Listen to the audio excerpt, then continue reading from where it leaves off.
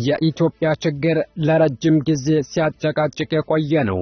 በመፍትሄው ብቻ ሳይሆን በችግሩም ስንጨቃጨቅ ኖረናል። አንዳንዶች የኢትዮጵያ ችግር አመሰራረቷ ነው ይላሉ። እንዲህ የሚሉት እንበታተንና የየራሳችን ሀገር ይኑረን የሚል አስደንጋጭ አቋም ያላቸው ጽንፍ የረገጡ ብሔርተኞች ናቸው። ይህ ላለፉት 30ና 40 ዓመት ሲቀነቀን የቆየ ነው። አመሰራረቷ ነው የሚለው አመክንዮ ሌሎች ሀገሮች እንዴት እንደተመሰረቱ ብዙም መረጃ የሌለው ሰው ንግግር ነው፣ ትክክልም አይደለም። ሌላው የኢትዮጵያ ችግር ነው ሲባል የኖረው የምትከተለው የዘር ፌዴራሊዝም ነው የሚለው ነው። በዚህ የሚስማሙም የማይስማሙም ነበሩ። የኢህአዴግ መንግስት ይህን አይቀበልም ነበር። አሁን ያለው ስርዓትም እንከን የለውም ይል ነበር። አሁን ግን በችግሩ ዙሪያ መግባባት ላይ የተደረሰ ይመስላል። እሱም የኢትዮጵያ ችግር የዘር ፌዴራሊዝሙና በሐሰት ትርክት የተወለደ የጥላቻ ፖለቲካ ነው የሚል ነው። ይህ አቋም ደግሞ የመንግስት አቋም ይመስላል። በሀገራዊ ምክክር ኮሚሽኑ አማካኝነት መንግስትና የፌዴራል ጸጥታ ኃይሎች አሁን ያለውን አወቃቀር ለመቀየር አጀንዳ ማስገባታቸው እንደ ትልቅ ክስተት እየታየ ነው። ይህ ተግባራዊ የሚሆን ከሆነ በኢትዮጵያ ውስጥ ምናልባትም በታሪክ ውስጥ ከታዩት ታላቅ ሀገራዊ ለውጦች መካከል አንደኛው ሊሆን ይችላል። ለመሆኑ መንግስት ደፍሮ ክልሎችን አፍርሶ በመልክዓ ምድራዊ አቀማመጥ መልሶ ያዋቀር ይሆን? ምን ችግር ሊያጋጥመው ይችላል? ሰብስክራይብ በማድረግ አብራችሁን ቆዩ። በፌዴራላዊ የመንግስት አወቃቀር ስርዓት እንደምትመራ በሕገ መንግስቷ የተደነገገችው ኢትዮጵያ ከንጉሱ የአስተዳደር ዘመን የጠቅላይ ግዛት እስከ ኢህአዴግ ክልል ድረስ ለአስተዳደር ያመች ዘንድ ከፍ ዝቅ ሲል የከረመ ብዙ ቁጥር ያለው የአስተዳደር አወቃቀርን አራምዳለች። በአፄ ኃይለ ሥላሴና በደርግ ዘመነ መንግስት መልክዓ ምድራዊ አወቃቀርን ትከተል ነበር። ኢህአዴግ ከገባ በኋላ ግን የዘር ፌዴራሊዝም የመንግስት ስርዓት በመሆኑ ቋንቋን መሰረት ያደረገ የክልል አወቃቀር ተፈጥሯል። በዚህም የተነሳ ሶማሊያና ኦሮሚያ ድንበር፣ ትግራይና ፌዴራል መንግስት፣ አፋርና ሶማሊያ፣ ጉጂና ቦረና፣ አገውና ጉምዝ ወይም ጉምዝና አማራ፣ የኦሮሚያ ልዩ ዞንና የሸዋ አማራ በርካታ ግጭቶች ተፈጥረዋል። ብሔርተኝነት በመሰረቱ የሰውን ልጅ ወደ አውሬነት የሚለውጥ ስርዓት ነው ይሉታል። በዓለም ላይ ትልልቅ እልቂት ያደረሱት በዘር የተነሳሱና የተደራጁ ሰዎች ናቸው። አዶልፍ ሂትለር የጦርነት ጥማቱን ለማርካት የጀርመንን ህዝብ የተለየ ህዝብ አድርጎ ማቅረብ ነበረበት። የሁለተኛው ዓለም ጦርነት እልቂት አዶልፍ ሂትለር ጀርመን ሆይ አንተ እኮ የአርያን ዘር ነህ ብሎ ነው ለዓለም የጥፋት እሳቱን የለኮሰው። ሙሶሎኒም ለኢጣሊያ ህዝብ ኢትዮጵያን መውረር እንዳለበት ለማሳመን የታላቋ ሮም ህዝብ ሆይ የምትለዋን የዘረኝነት ቃል መጠቀም በቂው ነበር። ኢትዮጵያ እንደምትከተለው አደገኛ የዘር ፖለቲካ እስካሁን ድረስ እንደ ሀገር መቀጠሏ ለአንዳንዶች ታምር ነው። እንደ ሀገር ልትቀጥል የቻለችውም ጥንታዊ ሀገር መሆኑና ህዝቡ እንደተከፋፈለው ሳይሆን ተዋህዶ የሚኖር በመሆኑ ነው። ኢትዮጵያ ውስጥ የቋንቋ እንጂ የዘር ልዩነት የለም። አማራና ትግራይ፣ ኦሮሞ ወይም ጉራጌና ደሪ በዘር አንድ ናቸው። በመልካይቶ መለየትም ሆነ መከፋፈል አይቻልም። አንድ ዘር ያላቸው ህዝቦች በተለያየ ምክንያት የተለያየ ቋንቋ ሊናገሩ ይችላሉ። ስለዚህ ኢትዮጵያ ውስጥ ያለው ፌዴራሊዝም የዘር ሳይሆን የቋንቋ ፌዴራሊዝም ነው።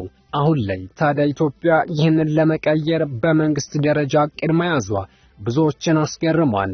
በተለይ አጀንዳውን የአገሪቱ የጸጥታ ኃይል መያዙ ደግሞ በዘር ፌዴራሊዝሙ ተስፋ የቆረጡትን ተስፋ የሰጠ ሆኗል። በነገራችን ላይ አሁን ያሉ ጦርነቶች ስርዓት ወለድ ናቸው። አሁን ላይ ያለው መንግስት ክልሎችን ላፍርስ ቢል ምን ሊገጥመው ይችላል? ሀገራዊ መግባባት ካልተፈጠረና ሁሉም ካልተስማማ በስተቀር ክልሎችን በቀላሉ ማፍረስ ይቻላል ተብሎ አይታሰብም። የዘር ፌዴራሊዝሙ እንጀራ የሆናቸው ባለስልጣናትም ፖለቲከኞችም አሉ። አንዲት ሀገር የዘር አወቃቀርን ተወች ማለት ስልጣን የሚገኘው በብሔር ኮታ ሳይሆን በእውቀት ብቻ ይሆናል። መከላከያ ሰራዊቱ ለሀገራዊ ምክክር ኮሚሽኑ አቀረበ በተባለው አጀንዳ ሰዎች በማንነታቸው ብቻ ሳይሆን በእውቀታቸው ብቻ ሹመትና እድገት እንዲሰጣቸው የሚጠይቅ ነው። በዚያ ላይ ክልሉን ይዞ ሀገር መሆን የሚፈልግ ብዙ ፖለቲከኛ ስላለ መንግስት ይህን ክልል አፍርሼ አዲስ አወቃቀር ፈጥራለሁ ቢል ከነዚህ ኃይሎች አደጋ ሊደቀንበት ይችላል። ነገር ግን መንግስት ይህን ለማድረግ ሙከራ ቢጀምር ያልጠበቀው ድጋፍም ሊያገኝ ይችላል። በተለይም ከነቃው የፖለቲካ ማህበረሰብ ከፍተኛ ድጋፍ ሊያገኝ ይችላል። የሆነው ሆኖ ኢትዮጵያ አሁን ያለውን የክልል አወቃቀር የመቀየር ፍላጎት እንዳላት ግን በግልጽ ታይቷል። በትክክልም መቀየር አለበት። ይህ ስርዓት አንድ ትውልድ አሳልፏል። ይህ ስርዓት ሀገራችን መከተል ከጀመረች ድፍን 30 ዓመት አልፏታል። ዛሬ ኢትዮጵያ በ1967 ዓመተ ምህረት ከነበረችበት ሁኔታ በብዙ የተለዩ አዳዲስ ክስተቶች አሉባት። የኢትዮጵያ ፖለቲካዊ፣ ማህበራዊና ምጣኔ ሀብታዊ ሁኔታዎች ብቻ ሳይሆኑ አንድ ትውልድ አልፎ አዲስ ትውልድ ተተክቷል። የኢትዮጵያ ሕዝብ ቁጥር ከ40 ሚሊዮን በ3 እጥፍ አድጎ 120 ሚሊዮን ተተኩሷል። የባህር በሯ ተዘግቷል። ወጥ የነበረው የመንግስት ስሪት በጎሳና ቋንቋ ላይ በተመሰረተ አስተዳደር ተቀይሯል። ከተሞች በመጠን ሰፍተዋል። በድሮ በሬ እያረሱ መቀጠል ተገቢ አይደለምና ሕገ መንግስቱን መፈተሽ፣ ማሻሻል ተገቢ ነው የሚሉም አልጠፉም። አሁን ያለው የጎሳ ፌዴራሊዝም የኢህአዴግ ከፋፍለ ግዛ ፖሊሲ ሲሆን የተዋቀረበት ዋናው ምክንያትም ስርዓቱ የራሱን ስልጣን ለማስጠበቅ ነው ተብሎ ይታመናል። አሁን ያለው የዘር ፌዴራሊዝም ባለፈ ታሪክ ላይ የተቸከለ ነው። እገሌ እንዲህ አድርጎኛል፣ ተበድነን ኖረናል መሰል እንጉርጉሮችን የያዘ ነው። ነገር ግን ያለፈውን ታሪክ ዛሬ ላይ ሆነን መልሰን ማስተካከል አንችልም። የአሁንም ሆነ መጪው ትውልድ ስላለፈው ነገር ሁሉ ተጠያቂ አይደለም። እመንም አትመንም ሊባል አይችልም። የራሱን አመለካከት መያዝ ይችላል። ይልቁንስ አስፈላጊው ጉዳይ ለነገዋ ኢትዮጵያ ሳንሰባበራት እንዴት በአንድነት እንኖርባት ብሎ መጠየቅ ያስፈልጋል። ኢትዮጵያ በአንድ ምሽት በቤተ ሙከራ ውስጥ የተሰራች ሀገር አይደለችም። የብዙ ዘመናት የህዝቦቿ አብሮ የመኖር፣ የመተሳሰብ፣ የመሰደድ፣ የጦርነት፣ የሰላም ሁሉ ውጤት ነች። እኛ የተለያየ ጎሳ የኢትዮጵያ ልጆች ባለፈው ታሪካችን ብዙ አንድ የሚያደርጉን ነገሮች አሉ። ብዙ የዛሬ ማንነታችን ላይ አሻራ ያላቸው፣ ማንም በቀላሉ እንዲነቅላቸው የማይፈቀዱለት የጋራ ታሪክ አለን። በአንጻሩ ደግሞ የሚያሳዝኑ ታሪኮችም ባለቤት ነን። ይህን ሐሳብ የሚደግፉ አካላት ዛሬ የሚያስፈልገን ያለፈው አንድ የሚያደርጉንን አጉልተን ባለፈው ለተሰሩ ስህተቶች እንደ ትምህርት ወስደን ግን አሁን ያለውን ትውልድ ባልነበረበት ጉዳይ መውቀሱን ትተን ወደፊት ስህተቶች እንዳይደገሙ አርመን መኖር ብቸኛ አማራጫችን ነው።